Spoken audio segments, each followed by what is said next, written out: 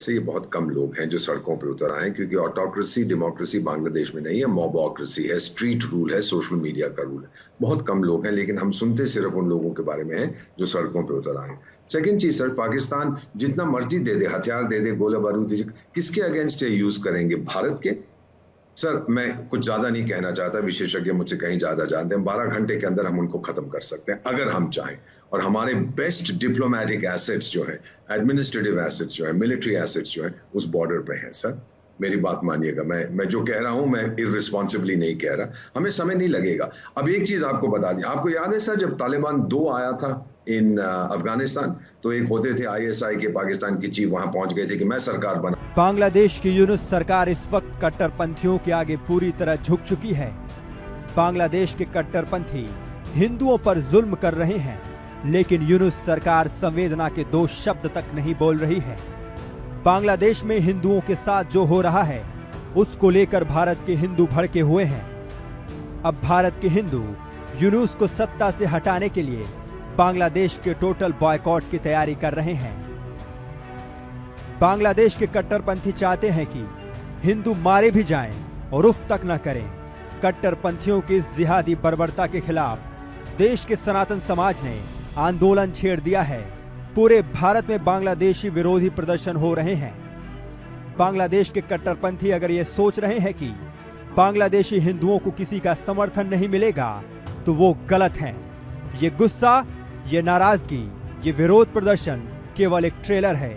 बांग्लादेश में हिंदुओं के साथ जो हो रहे जुल्म हैं, देखकर भारतीय हिंदू इतने गुस्से में हैं कि अब वो कट्टरपंथियों की कठपुतली बन चुके यूनुस से सत्ता से छोड़ने की मांग कर रहे हैं। इसी बीच उत्तर प्रदेश के मुख्यमंत्री योगी आदित्यनाथ ने दावा किया है कि मोहम्मद अली जिन्ना की आत्मा भी बांग्लादेश में बसती है और पड़ोसी देश में हिंदुओं के खिलाफ जारी हिंसा के लिए उनकी विरासत को जिम्मेदार ठहराया है। सीएम योगी ने बहुत साफ शब्दों में कहा है कि बांग्लादेश में हिंदू बौद्ध को मारा जा रहा है, माताओं बहनों की इज्जत लूटी जा रही है। जिन्ना का जिन जब तक बांग्लादेश में रहेगा तब तक ऐसा होता रहेगा। वहां पर गरीबों और वंचितों का शोषण हो रहा है। यह पाप 1947 में देश के विभाजन के रूप में सभी के सामने आया था। उसी का बदसूरत स्वरूप बांग्लादेश के रूप में फिर से हमारे सामने है। बाबा साहेब ने 1946 में ही जनता को इसे लेकर आगाह किया था। उन्होंने कहा था कि देश का बंटवारा मत होने दीजिए, अगर यह हो गया तो आर पार की लड़ाई शुरू हो जाएगी, जो आज हमारे सामने दिख रही है। महत्व दिया होता, सामाजिक विद्वेष को आगे बढ़ाने और समाज को तोड़ने की समाज के दुश्मनों की रणनीति को सफल नहीं होने देते, ये देश कभी गुलाम नहीं होता। हमारे तीर्थ अपवित्र नहीं होते। चंद मुट्ठी भर आक्रांता आकर के भारत को पद्दलित करने का दुस्साहस नहीं कर पाते। भारत के वीर योद्धाओं ने रौंद डालते, लेकिन हमारी आपसी एकता में बाधा पैदा करने वाले लोग वे सफल रहे।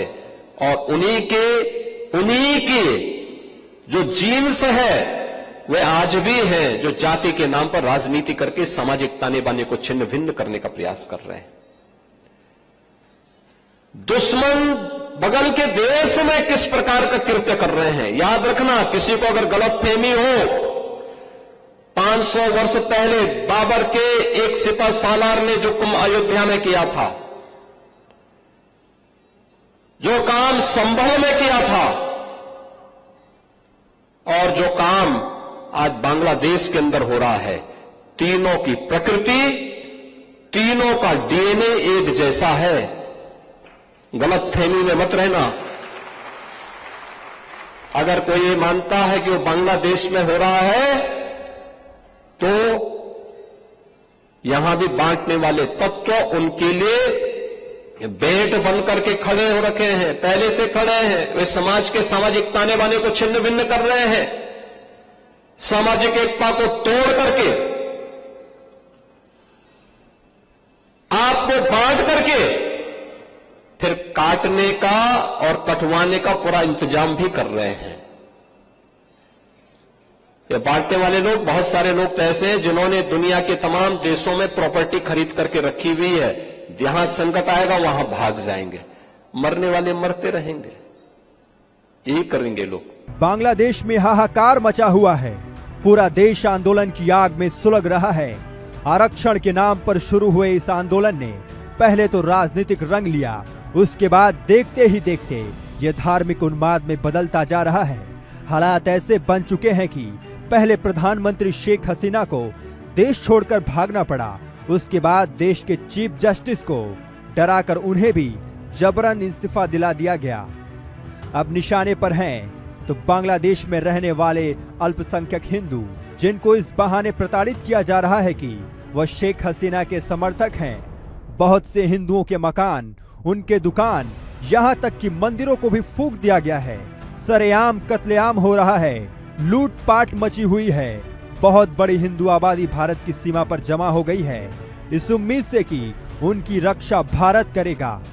लिहाजा इसे अब भारत ने भी गंभीरता से लेना शुरू कर दिया है। केंद्रीय गृह मंत्री अमित शाह के निर्देश पर एक कमेटी का गठन किया गया है। यह कमेटी बांग्लादेश में हिंदुओं समेत अन्य अल्पसंख्यकों पर हो रहे अत्याचार और मौजूदा हालत का जायजा लेगी। इसके साथ ही गृह मंत्री शाह ने बांग्लादेश सरकार के साथ बातचीत करके वहां के अल्पसंख्यकों की सुरक्षा और उनकी संपत्ति का संरक्षण सुनिश्चित कराएंगे। ये 9 साल के अंदर लगभग 560 किलोमीटर बाढ़, जो छोटे छोटे छिद्र घुसपैठ को और स्मगलिंग को बढ़ावा देते थे, उनको चिन्हित कर कर सारी बाधाओं को पार कर कर 560 किलोमीटर बाढ़ करी है। अब मैं पूरे देश को बताना चाहता हूं, सिर्फ 60 किलोमीटर के छिद्र बांग्लादेश और पाकिस्तान सीमा पर है। अगले 2 साल में पूरी सीमा सुरक्षित हो जाएगी बाढ़ से, ये नरेंद्र मोदी सरकार ने सुनिश्चित किया है। फ्लड लाइट्स 1100 किलोमीटर में फ्लड लाइट लगाए गए हैं। 542 नए बॉर्डर आउटपोस्ट बनाए गए हैं। 510 ऑब्जर्वेशन पोस्ट टावर बनाए गए हैं। पहली बार हरामी नाला के क्षेत्र में ऑब्जर्वेशन टावर बनाए गए हैं। 637 आउटपोस्ट पर बिजली कनेक्शन दिए गए हैं। पानी के कनेक्शन भी करीब करीब 500 जगह पे दिए गए हैं और सोलर प्लांट 472 जगह पे लगाकर सीमा सुरक्षा करने वाले जवानों की सहूलियत को और सीमा सुरक्षा के लिए उपलब्धता को सुनिश्चित किया गया है। केंद्र सरकार की people inclusive border management policy ने सीमा प्रहरियों के काम को बहुत कम किया है। बांग्लादेश की यूनुस सरकार इस वक्त कट्टरपंथियों के आगे पूरी तरह झुक चुकी है। बांग्लादेश के कट्टरपंथी हिंदुओं पर जुल्म कर रहे हैं, लेकिन यूनुस सरकार संवेदना के 2 शब्द तक नहीं बोल रही है। बांग्लादेश में हिंदुओं के साथ जो हो रहा है, उसको लेकर भारत के हिंदू भड़के हुए हैं। अब भारत के हिंदू यूनुस को सत्ता से हटाने के लिए बांग्लादेश के टोटल बॉयकॉट की तैयारी कर रहे हैं। बांग्लादेश के कट्टरपंथी चाहते हैं कि हिंदू मारे भी जाएं और उफ तक न करें। कट्टरपंथियों की इस जिहादी बर्बरता के खिलाफ देश के सनातन समाज ने आंदोलन छेड़ दिया है।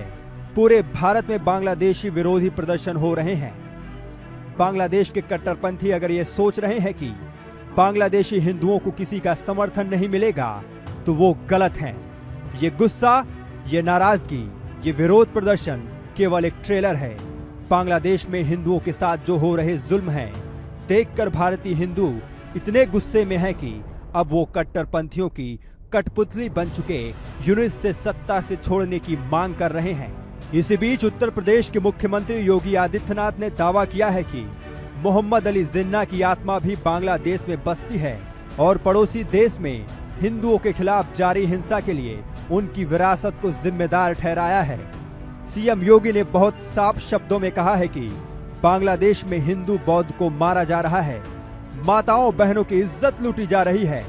जिन्ना का जिन जब तक बांग्लादेश में रहेगा तब तक ऐसा होता रहेगा। वहां पर गरीबों और वंचितों का शोषण हो रहा है। यह पाप 1947 में देश के विभाजन के रूप में सभी के सामने आया था। उसी का बदसूरत स्वरूप बांग्लादेश के रूप में फिर से हमारे सामने है। बाबा साहेब ने 1946 में ही जनता को इसे लेकर आगाह किया था। उन्होंने कहा था कि देश का बंटवारा मत होने दीजिए। अगर यह हो गया तो आर पार की लड़ाई शुरू हो जाएगी, जो आज हमारे सामने दिख रही है। महत्व दिया होता